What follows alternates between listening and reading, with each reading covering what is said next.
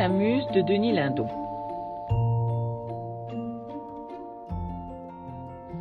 Le sacrifice d'Iphigénie.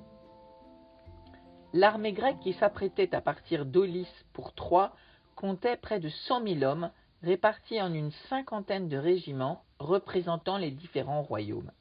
Une flotte de 1186 navires à voile devait les transporter.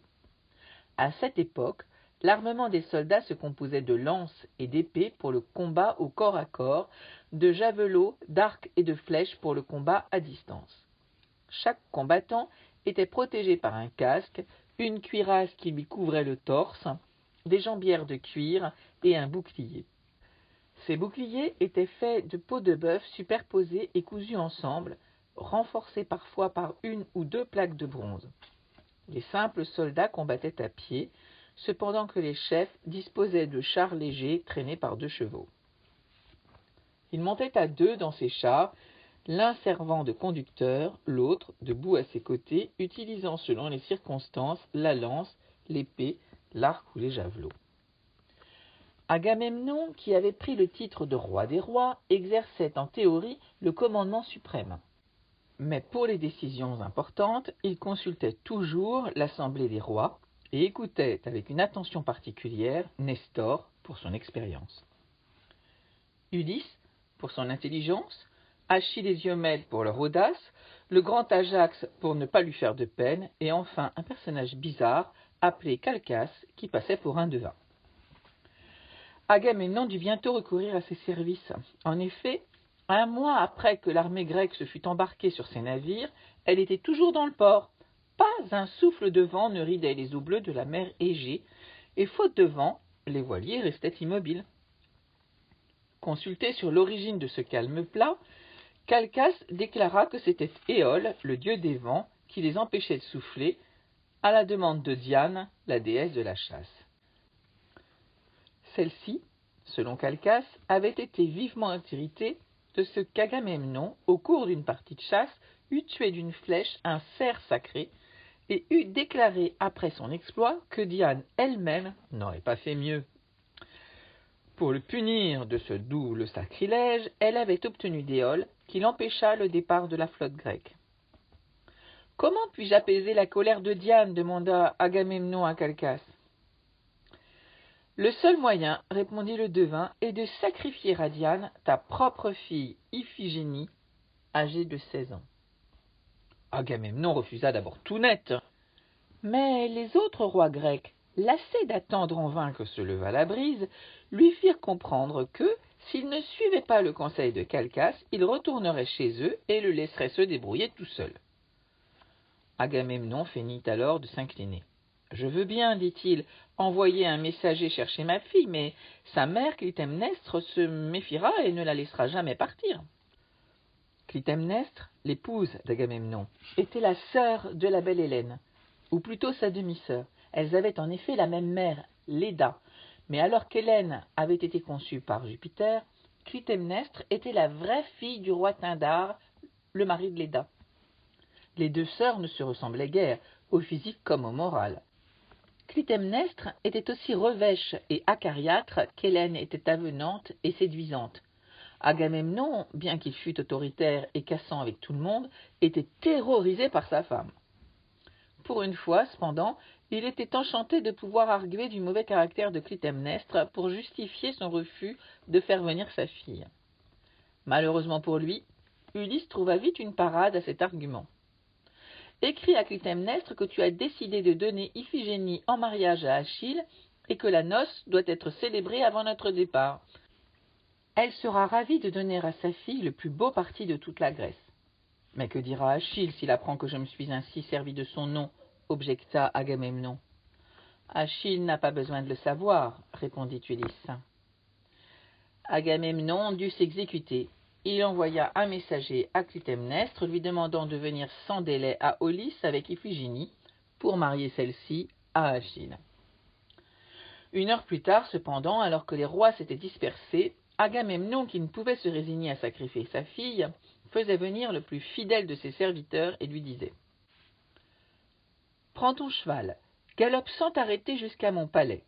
demande à voir la reine Clytemnestre et dis-lui de ma part qu'elle ne tienne aucun compte du message que je viens de lui envoyer, mais qu'au contraire, sous aucun prétexte, elle ne vienne à Aulis avec Iphigénie. » Le serviteur part à bride abattue, mais il n'était pas encore sorti du camp qu'il rencontre Ménélas. « Où cours-tu si vite ?» lui demande celui-ci. « Je n'ai pas le droit de te le dire, » répond le serviteur embarrassé.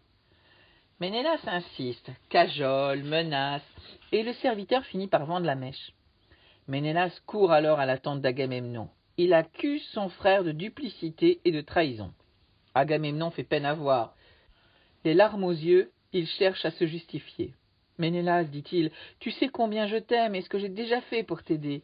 Mais comment peux-tu me demander d'envoyer ma propre fille à la mort? Serais-tu prêt, toi, à sacrifier ta fille Hermione ?» Ménélas, ému, se laisse fléchir. Il ne se sent pas le droit de sacrifier la vie d'une innocente à son désir égoïste de retrouver Hélène et de se venger de Paris. « Tu as raison, dit-il à son frère. Je préfère renoncer à toute l'expédition plutôt que de commettre un tel crime. » C'est ainsi que la guerre de Troie faillit se terminer avant même d'avoir commencé. Mais les dieux en avaient décidé autrement. La première personne que rencontrent Agamemnon et Ménélas en sortant de leur tente est Ulysse. Ils lui font part de leur intention d'annuler l'expédition. Ulysse s'indigne. « Quoi ? Vous nous avez fait quitter nos familles et nos royaumes, lever nos armées et affréter nos vaisseaux, et vous voulez maintenant nous congédier comme de vulgaires domestiques? Si vous persistez dans cette intention, j'ameuterai l'armée entière contre vous. » Agamemnon comprend qu'il est inutile de discuter. « Tu as une langue de miel, dit-il simplement à Ulysse, mais ton cœur est de pierre. Hein ?» Le lendemain, Clytemnestre et Iphigénie arrivent au camp sans méfiance. « Va te promener un moment, dit Agamemnon à sa fille, il faut que je parle à ta mère. » Resté seul avec Clytemnestre, Agamemnon ne sait par où commencer.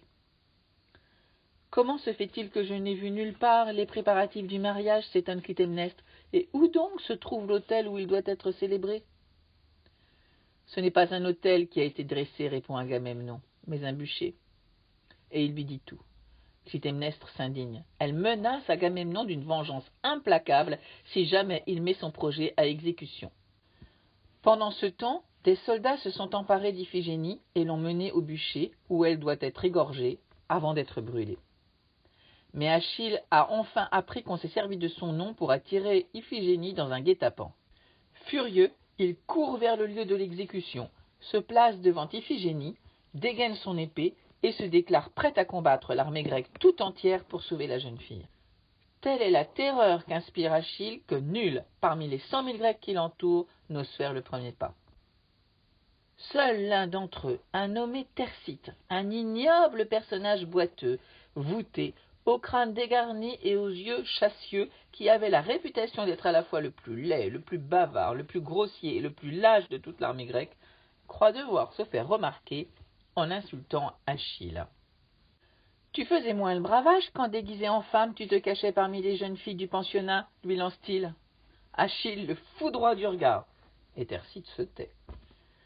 Une fois de plus, le sort de l'expédition est en suspens. Alors, dans le silence absolu qui s'est abattu sur le camp, la douce voix d'Iphigénie s'élève. « Achille, dit-elle, tu es le plus noble, le plus vaillant et le plus généreux des Grecs. C'est avec joie que je serai devenue ta femme. Mais si l'honneur et la gloire de la Grèce exigent ma mort, je suis prête à me sacrifier. » Et d'un pas ferme, elle monte sur le bûcher où le sacrificateur l'attend. Cependant, au moment où celui-ci levait sur elle son couteau, un miracle, paraît-il, se produisit. Émue par le courage de la jeune fille, Diane, qui avait observé toute la scène, fit disparaître Iphigénie dans un nuage et la remplaça par une biche qui fut égorgée à sa place.